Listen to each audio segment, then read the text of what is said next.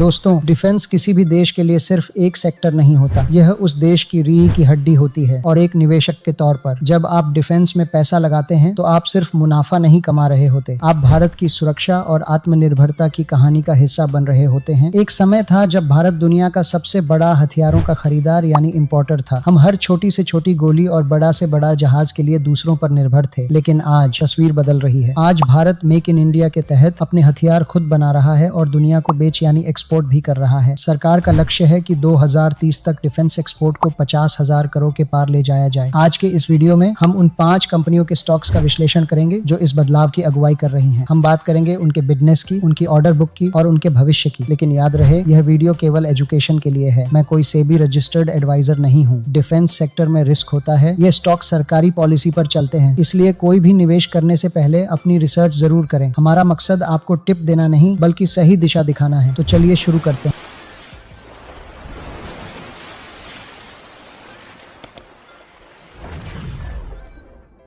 नमस्कार दोस्तों, मैं हूं कृष्णा और स्वागत है आपके अपने चैनल निवेश इन हिंदी पर, जहां हम बनाते हैं सही सोच, सही निवेश, मजबूत भविष्य। वीडियो में आगे बढ़ने से पहले नम्र निवेदन है कि चैनल को सब्सक्राइब कर लें और बेल आइकन दबा लें। Why defence is special? दोस्तों, इससे पहले कि हम स्टॉक्स पर बात करें, यह समझना जरूरी है कि डिफेंस सेक्टर इतना खास क्यों है। पहला, ग्राहक खुद सरकार है, यानी सॉवरेन गारंटी। यहाँ पैसा डूबने का खतरा ना के बराबर है, क्योंकि आपका ग्राहक भारत सरकार है। दूसरा, 10 साल की विजिबिलिटी। जब किसी डिफेंस कंपनी को ऑर्डर मिलता है तो वो 1-2 महीने का नहीं बल्कि 5 से 10 साल का होता है, यानी कमाई की गारंटी। तीसरा, हाई एंट्री बैरियर। कल कोई नई कंपनी उठकर यह नहीं कह सकती कि चलो आज से हम सबमरीन बनाएंगे। यह टेक्नोलॉजी और ट्रस्ट का खेल है जिसमें घुसना बहुत मुश्किल है। लेकिन ध्यान रहे, डिफेंस स्टॉक खरगोश नहीं, कछुआ होते हैं। ये धीरे चलते हैं, कभी कभी रुकते भी हैं, लेकिन जब कंपाउंडिंग होती है तो वेल्थ बहुत बड़ी बनती है। सिलेक्शन क्राइटेरिया, हमने ये 5 ही स्टॉक क्यों चुने? दोस्तों, शेयर बाजार में डिफेंस और एरोस्पेस से जुड़ी कई कंपनियां हैं, लेकिन हमने आपके लिए आज सिर्फ ये 5 नाम ही क्यों चुने? इसके लिए हमने एक 4 पॉइंट डिफेंस फिल्टर का इस्तेमाल किया है। फर्स्ट, स्ट्रेटेजिक मोनोपोली यानी एकाधिकार। हमने वो कंपनियां चुनी है जिनका अपने क्षेत्र में कोई मुकाबला नहीं है। जैसे फाइटर जेट बनाने वाली भारत में सिर्फ एक ही कंपनी है। सबमरीन बनाने की क्षमता गिने चुने लोगों के पास है। मोनोपोली का मतलब है pricing power. Second, order book visibility यानी काम की गारंटी। डिफेंस कंपनी की असली ताकत उसके ऑर्डर बुक में होती है। हमने वो स्टॉक्स चुने हैं जिनकी ऑर्डर बुक उनके सालाना रेवेन्यू से कम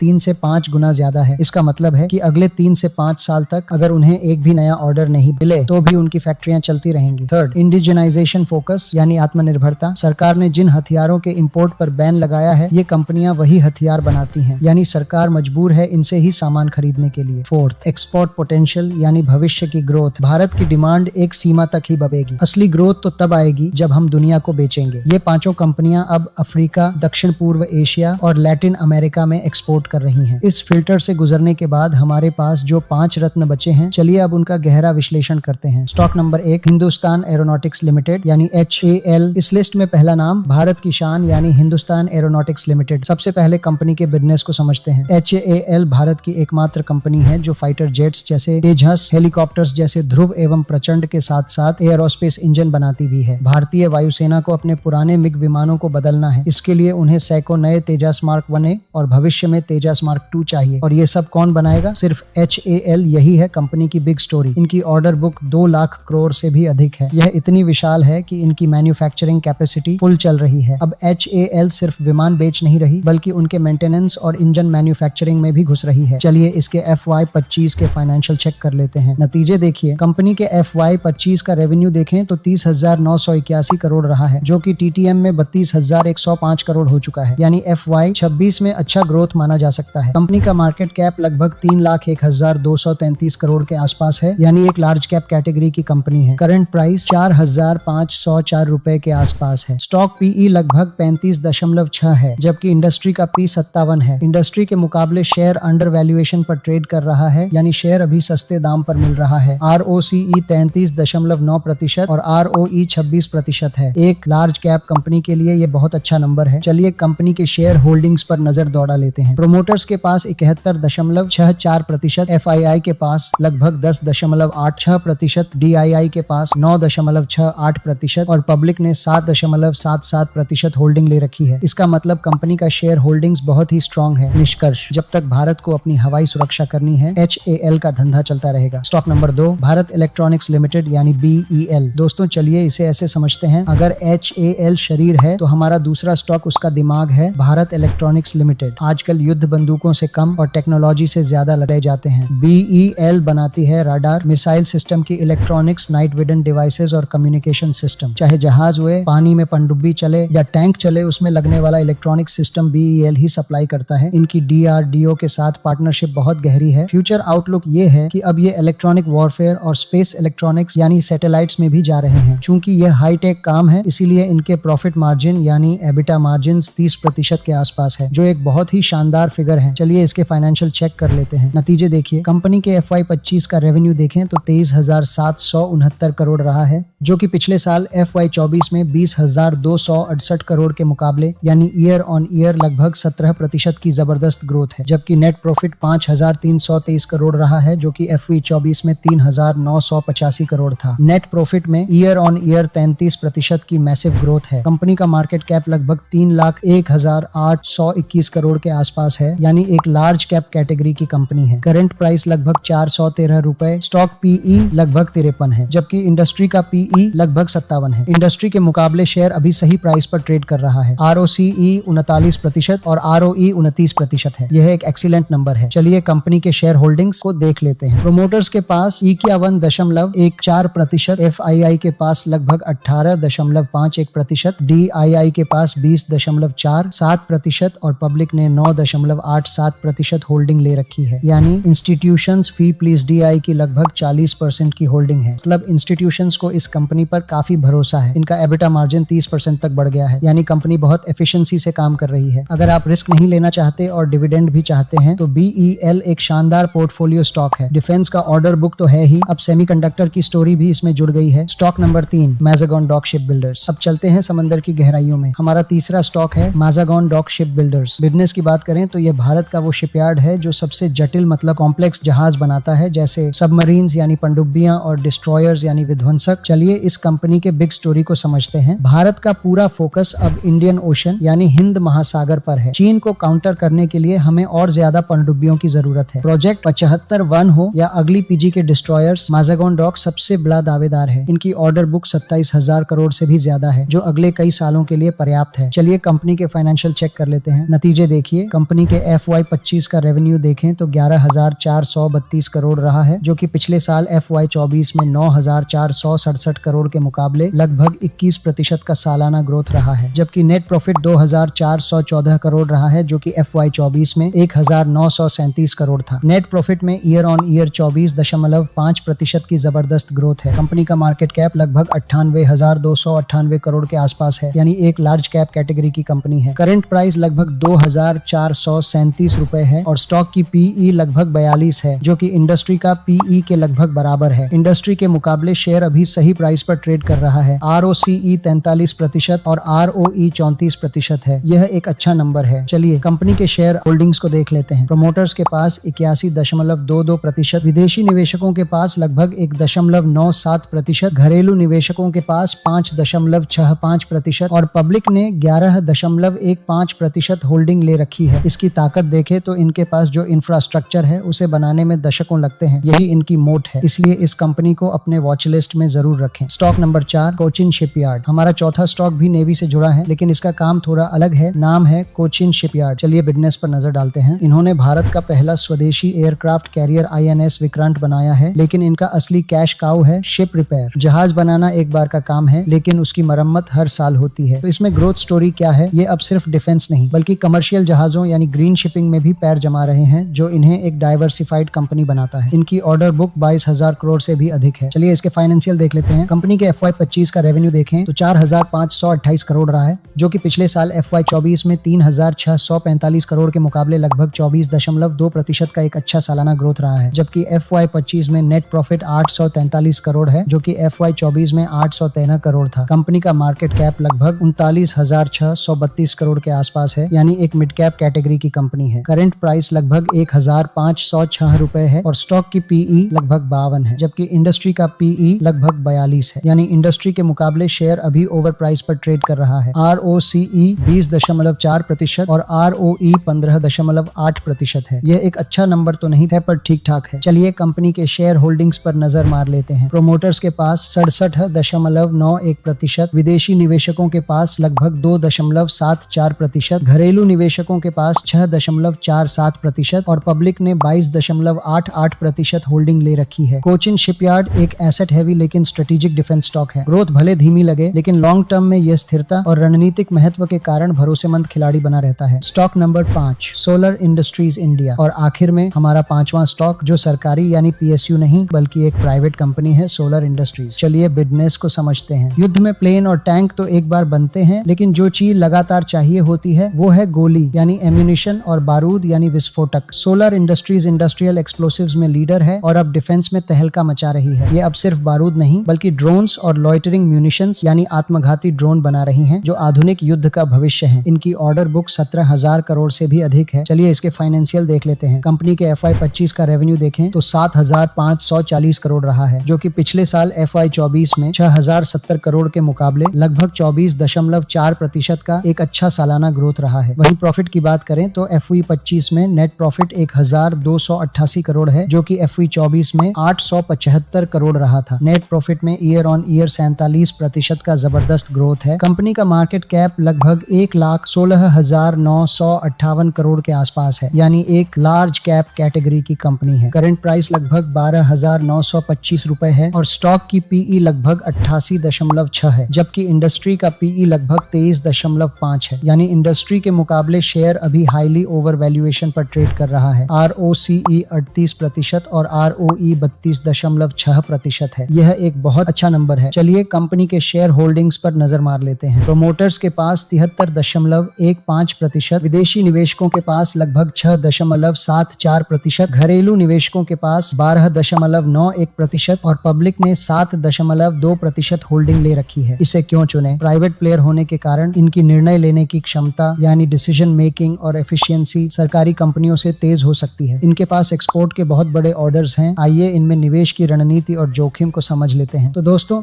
ये थे वो 5 डिफेंस स्टॉक्स। लेकिन रुकिए, अभी जाकर खरीदने का बटन मत दबा दीजिएगा। डिफेंस में निवेश करने के कुछ नियम हैं। फर्स्ट, फोमो मत करें। डिफेंस स्टॉक्स बहुत चल चुके हैं, कभी कभी ये बहुत महंगे यानी ओवर वैल्यूड हो जाते हैं। गिरावट का इंतजार करें और टुकड़ों में यानी SIP मोड में निवेश करें। सेकंड, धैर्य यानी पेशेंस। ये 2 महीने का खेल नहीं है, ये 2030 तक का विजन है। थर्ड, जोखिम यानी रिस्क। अगर सरकार बदलती है या पॉलिसी बदलती है तो डिफेंस बजट कम हो सकता है। कच्चे माल की कीमत बढ़ने से इनके प्रॉफिट कम हो सकते हैं। सरकारी कंपनियों में काम की रफ्तार कभी कभी धीमी हो सकती है। निष्कर्ष, आइए जल्दी से वीडियो को समराइज कर लेते हैं। फर्स्ट, HAL भारत की एयर डिफेंस का बैकबोन है। फाइटर जेट्स, हेलीकॉप्टर्स और इंजन तीनों में इसका कोई असली विकल्प नहीं है। लंबी ऑर्डर बुक, मजबूत ROE, ROCE और गवर्नमेंट मोनोपोली इसे एक low risk high visibility defence giant बनाते हैं। अगर भारत को अपनी एयरफोर्स मजबूत करनी है तो HAL का बिजनेस चलना तय है। यह स्टॉक उन निवेशकों के लिए है जो स्टेबिलिटी और लॉन्ग टर्म कंपाउंडिंग चाहते हैं। सेकंड, अगर HAL शरीर है तो BEL भारत की डिफेंस टेक्नोलॉजी का दिमाग है। राडार, इलेक्ट्रॉनिक वॉरफेयर और स्पेस इलेक्ट्रॉनिक्स में BEL की पकड़ बेहद मजबूत है। High EBITDA margins, institutional confidence और DRDO पार्टनरशिप्स इसे हाई क्वालिटी डिफेंस कंपाउंडर बनाती हैं। जो निवेशक कम रिस्क, रेगुलर डिविडेंड और टेक्नोलॉजी ड्रिवन ग्रोथ चाहते हैं उनके लिए BEL एक कोर पोर्टफोलियो स्टॉक है। थर्ड, सबमरीन्स और डिस्ट्रॉयर्स बनाना बच्चों का खेल नहीं है और भारत में यह काम मैज़ेगॉन डॉक से बेहतर कोई नहीं करता। इंडियन ओशन पर भारत का बढ़ता फोकस इस कंपनी के लिए सबसे बड़ा ट्रिगर है। High ROE, strong order book और डेकेड्स ओल्ड इंफ्रास्ट्रक्चर इसे एक स्ट्रेटेजिक मोट वाला डिफेंस स्टॉक बनाते हैं। यह स्टॉक तेजी से नहीं लेकिन गहराई में जाकर वेल्थ बनाता है। फोर्थ, कोचिन शिपयार्ड सिर्फ जहाज बनाने वाली कंपनी नहीं है बल्कि जहाजों की लाइफ टाइम सर्विसिंग का बिजनेस मॉडल है। शिप रिपेयर इसका कैश फ्लो इंजन है जबकि डिफेंस और green shipping future growth drivers हैं। हालांकि वैल्यूएशन थोड़ी महंगी है लेकिन स्ट्रेटेजिक इंपॉर्टेंस और स्टेबल बिजनेस इसे लॉन्ग टर्म डिफेंसिव प्ले बनाता है। यह उन निवेशकों के लिए है जो ग्रोथ से ज्यादा स्टेबिलिटी को महत्व देते हैं। फिफ्थ, मॉडर्न वॉर्स एम्यूनिशन और ड्रोन से लड़ी जाती हैं और यही सोलर इंडस्ट्रीज की असली ताकत है। प्राइवेट प्लेयर होने के कारण इसकी एग्जीक्यूशन स्पीड तेज है और एक्सपोर्ट्स इसका बड़ा ग्रोथ इंजन है। वैल्यूएशन भले ही महंगी हो लेकिन हाई ROCE एंड ROE और फ्यूचर टेक एक्सपोजर इसे हाई ग्रोथ डिफेंस स्टॉक बनाते हैं। ये stock high risk high reward investors के लिए ज्यादा उपयुक्त है। दोस्तों, एक ही वीडियो में सभी 5 स्टॉक्स के बारे में समझा पाना पॉसिबल नहीं है। अगर आप चाहते हैं कि मैं हर एक स्टॉक पर अलग अलग डिटेल्ड वीडियो बनाऊं तो आप कमेंट में उस स्टॉक का नाम लिखें। दोस्तों, अंत में बस इतना कहूंगा, डिफेंस स्टॉक्स में पैसा लगाना सिर्फ प्रॉफिट कमाना नहीं है, यह भारत की ताकत पर भरोसा जताना है। जो निवेशक शांति रखते हैं, जो लॉन्ग टर्म सोचते हैं और जो राष्ट्र और बिजनेस दोनों को समझते हैं, वेल्थ उन्हीं की बनती है। आपकी वॉच लिस्ट में इनमें से कौन सा डिफेंस स्टॉक है? क्या आपको लगता है कि भारत 2030 तक डिफेंस सुपर पावर बनेगा? कमेंट में जय हिंद के साथ अपना जवाब जरूर लिखें। अगर आपको हमारी यह रिसर्च और सही सोच पसंद आई तो वीडियो को लाइक करें, दोस्तों के साथ शेयर करें और चैनल को सब्सक्राइब करना न भूलें। मैं हूं कृष्णा, आप देख रहे थे निवेश इन हिंदी।